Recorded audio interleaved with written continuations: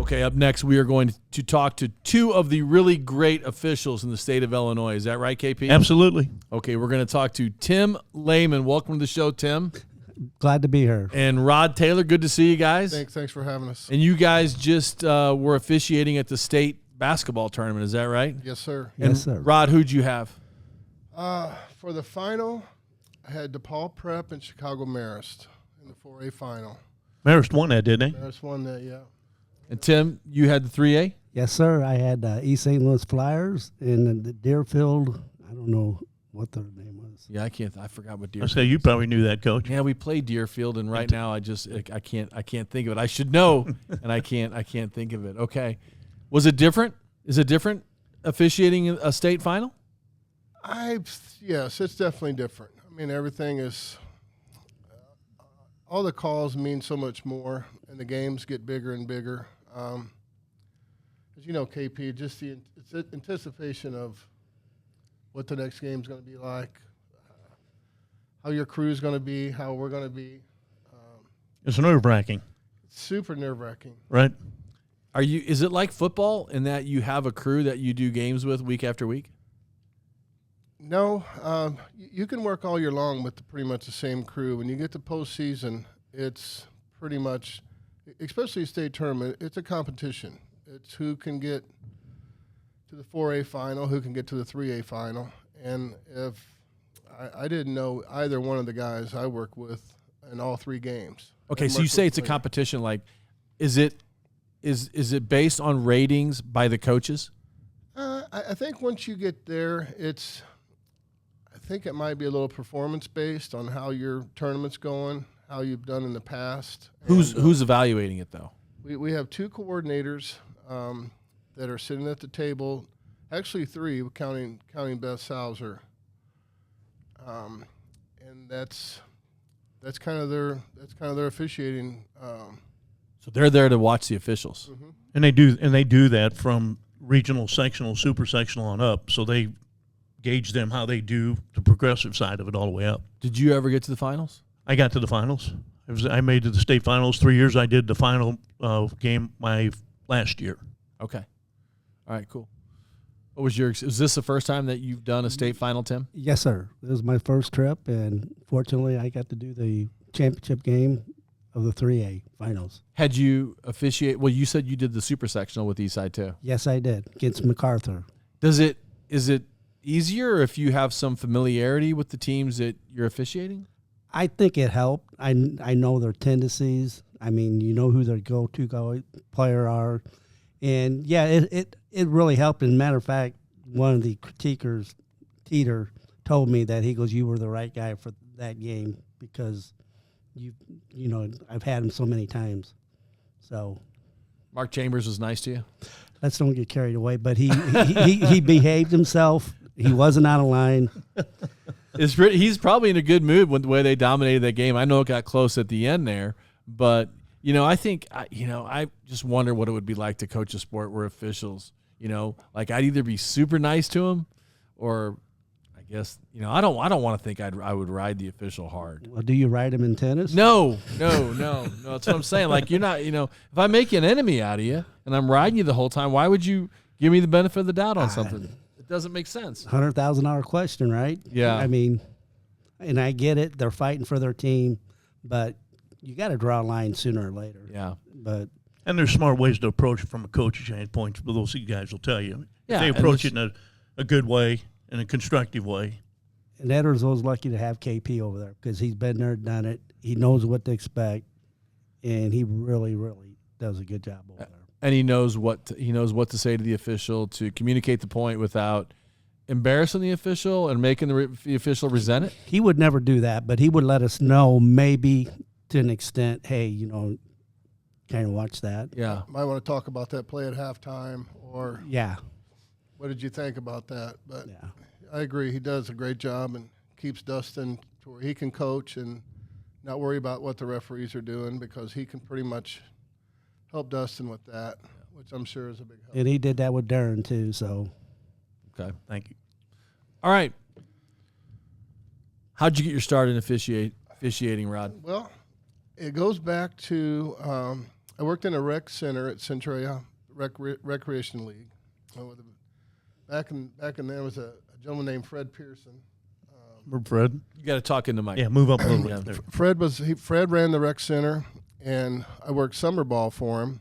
And during the wintertime, we had nothing to do. So he asked me if I would be interested in refereeing the men's league at the rec center, which is pretty tough refereeing for a guy starting out.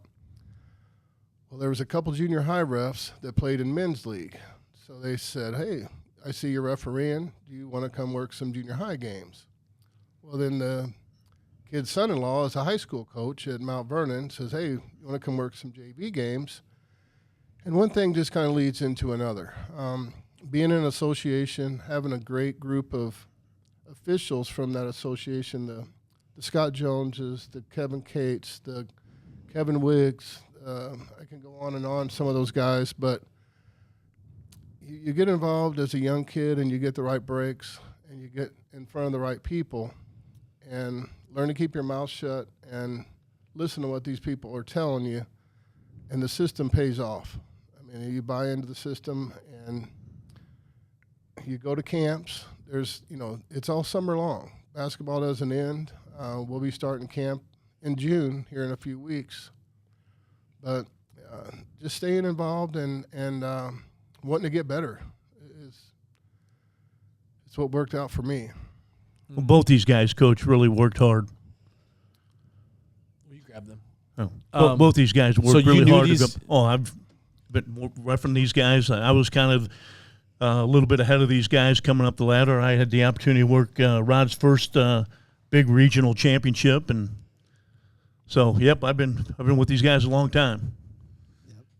First regional championship. His first regional championship. My first, I guess it was first 4A regional final. Yep. Regional 4A. I'm sorry. Regional final was at Belleville East, and went 4 overtimes. Oh wow! And they were all, incredible games, incredible no calls, incredible calls. And one thing led to another, and we're there for 4 overtimes. And did you get extra pay? No. We got our names in the record book. I don't know if that's good or bad. Yeah. we did. What are you thinking at that point? Are you thinking, God, I just want this thing to end? No, not really. I mean, I want it to end, but I don't want us to be involved. We don't want to foul people out. We want the players to decide the game. At that point in time, there was some stuff going. There's guys hitting 3-pointers with 1 second left on the clock.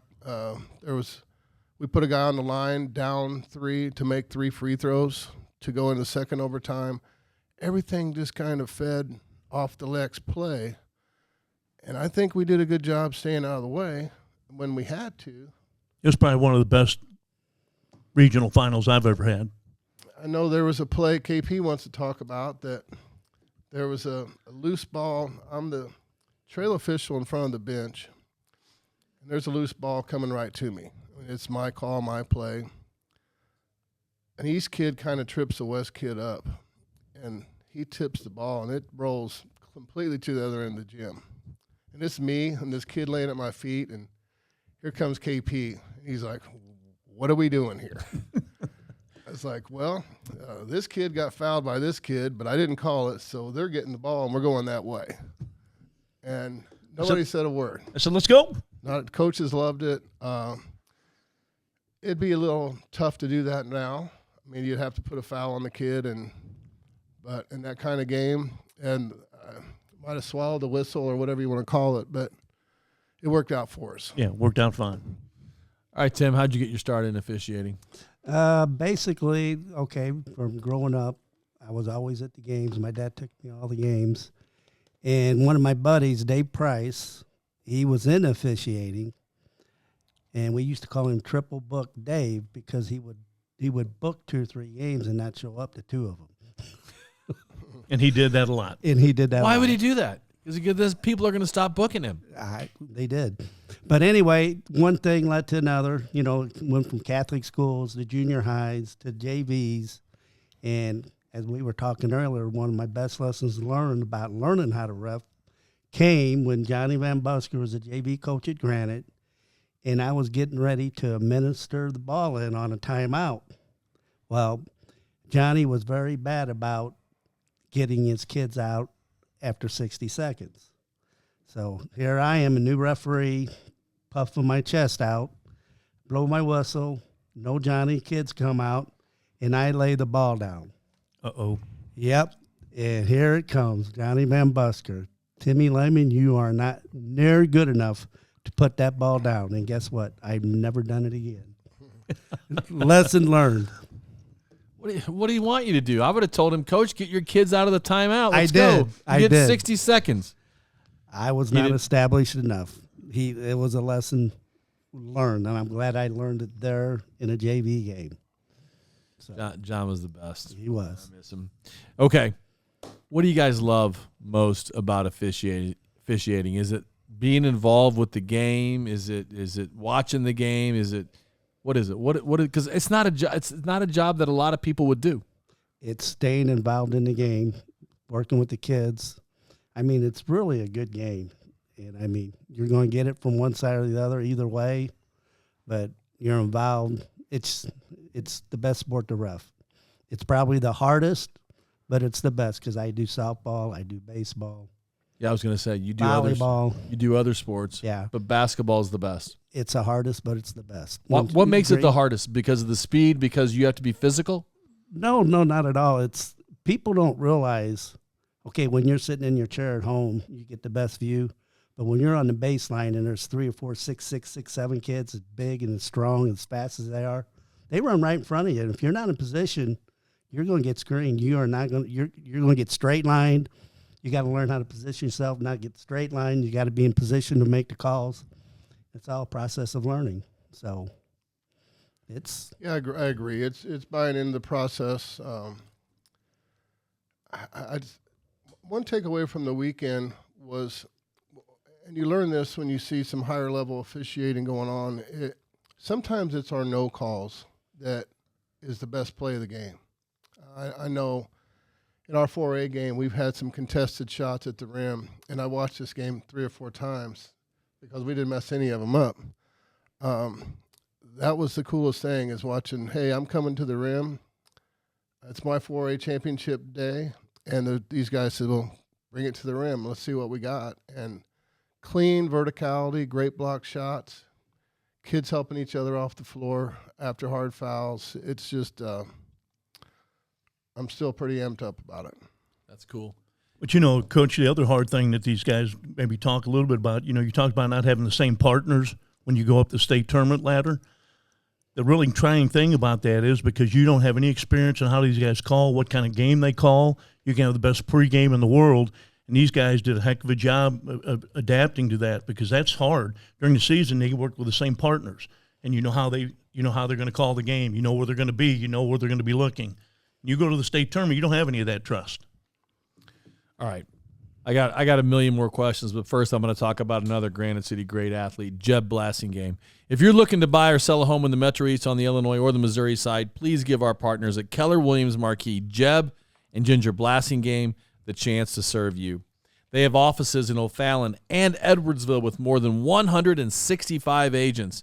The Blassingames are a family-owned business that has helped over 11,000 families find just the right home. The Lipes are one of those families. Jeb and Ginger sold our house so fast because they're experts at staging and pricing, and they helped us find the perfect home, and they can do the same for you. No wonder they've been ranked in the top 10 real estate teams in North America. Give Jeb and Ginger Blassingame a call at 618-578-9276 or check them out online at blassinggamegroup.com. You will not be disappointed. You remember Jeb?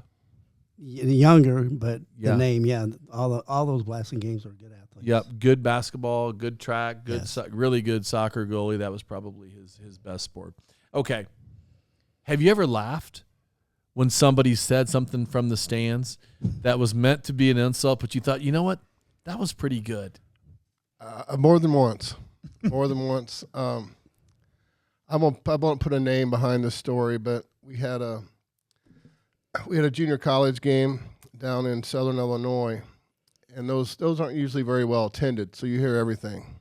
And one of my partners, the game had been decided, and this old gentleman, he decided to leave, and he was walking off the court, and my buddy had the ball down there, and he says, "You taking off?" And this gentleman said, "Yeah, I'm heading up to the Illinois game tomorrow." And my partner says, "Yeah, I'm on that game." He looked at him and said, "I sure wish you'd have been on this one." And just walked right by, and we laughed about that all the way home. The old guy didn't look up at him. He said, "I sure wish you'd have been on this one."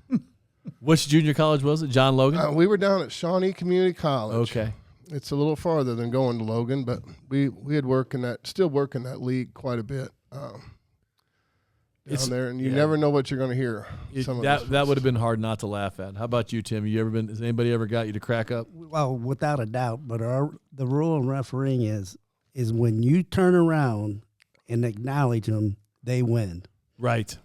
They win. Is that the training? That's my training. If you don't look back there, you kind of tick them off. Hey, he's not listening. Because then they wonder, did he hear it? Or he's not paying attention. But when you turn around and acknowledge them, and there's one official that you two know that likes to acknowledge the fans, Definitely not. Really? Oh, absolutely. Yes. Go out of the way. Yeah, I would think as soon as you I think the whole game would be to subtly look without them knowing that you're looking. Because you want to know who said it. You do, and you got a good vibe because usually it's not one comment; it's the same clown for the sure. whole game. So you radar in, you know who he is. Yeah, you're looking at the huddles during the timeout, and you've got 300 faces that are and people saying stuff, and you're looking at them, but you're trying not to look at them. You're waiting for the first horn to go over the huddle, but you can for sure see. And referees talk. Believe me, during the timeouts, hey, you got that idiot over there? Yeah, that's him. When's the last time you threw somebody out? A fan? Never. Never? I have one time, and it was a Southwest Conference school, and it was one of the better players in the league. He's in the NBA right now. Oh, boy. But he pushed some buttons, and we didn't have a choice. But we asked the police officer to come over and escort him out. But that's probably the only time I can think of. The player on the team? No, it was a player's brother. Okay. That was on this team. And I think he had got away with a lot of stuff at this school before, and no one ever did anything. So he tested us out. We didn't make a big deal of it, just went and got a police officer and said, "Hey, the guy with the hat needs to go." And no one really even knew we threw him out. We threw the ball back up and kept going. But I think that's the only time I've really initiated it. I think the classic had to be, and you guys were probably both reffing at Council tournament, with a minute to go, one of our fellow officials threw out Quincy Cole's. Quincy's been going to Council forever. And with a minute to go, I guess Quincy's fans were losing. And an official threw out like a 90-year-old lady. Oh, yeah. And guess what? Everybody in that gym from Quincy got up and left and did not come back. Really? Every one of them. Yep. I wonder if Mike Terry knows that story. I gotta hear You this remember from it, Mike. Kevin, I don't remember? you? Yeah, absolutely. We're not going to mention the official's name. but Yeah, I'm glad I went on it. Okay. Toughest place to officiate a game? Toughest gym? Toughest gym? Where you think, man, that's a tough place. Those fans, that's a tough place. I'll say maybe doing a modern-day Central game.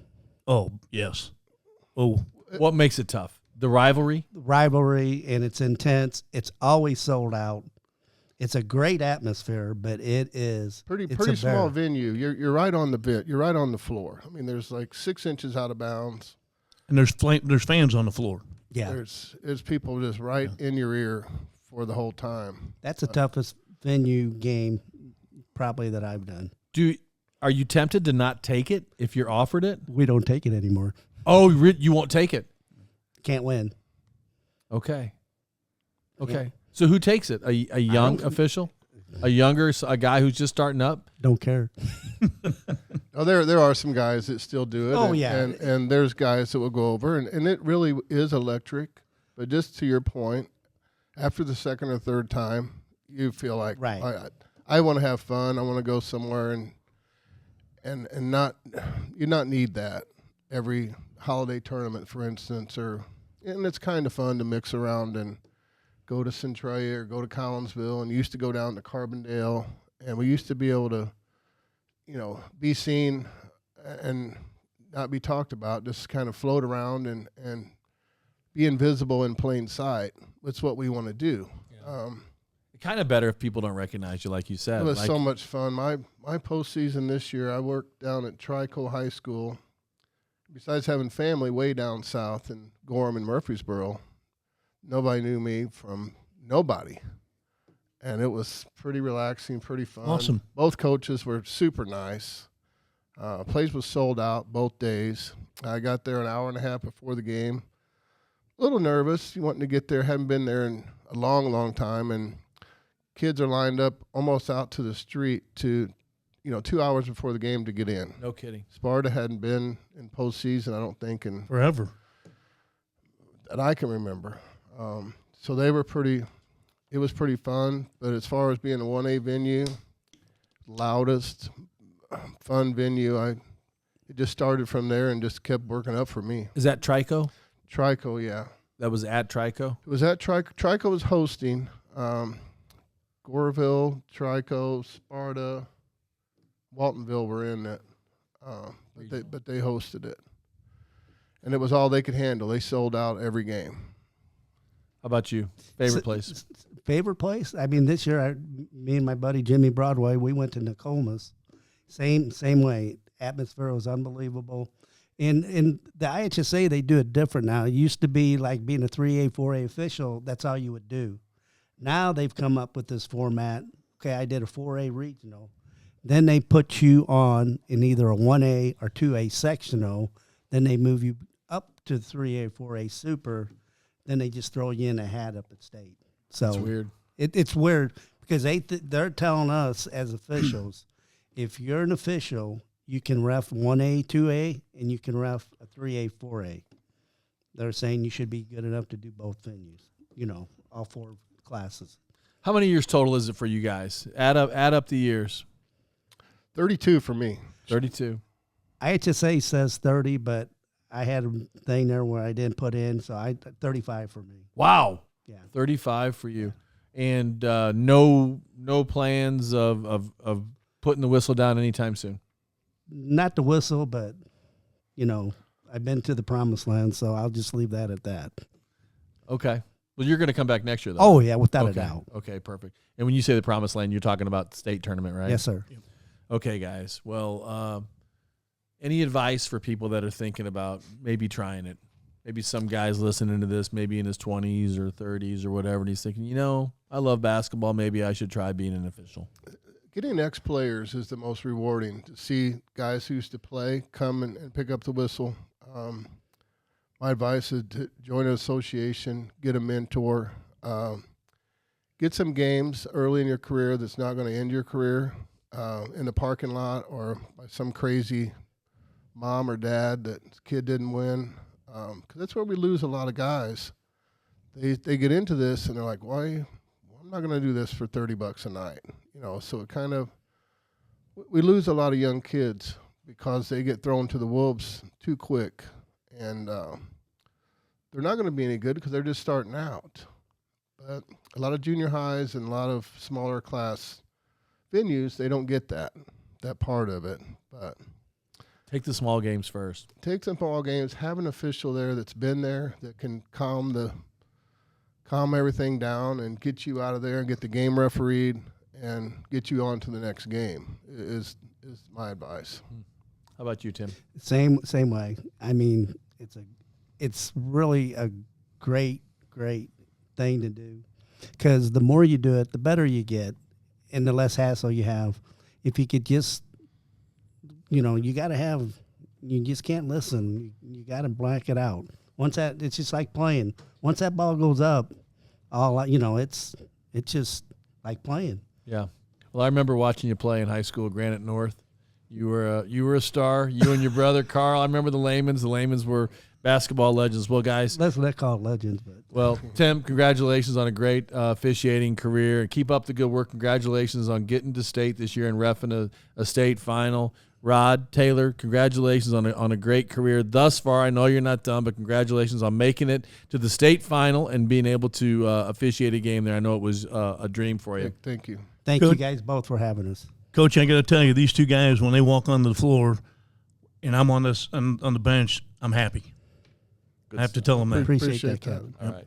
Thanks, guys. Thank you. Thank you, guys.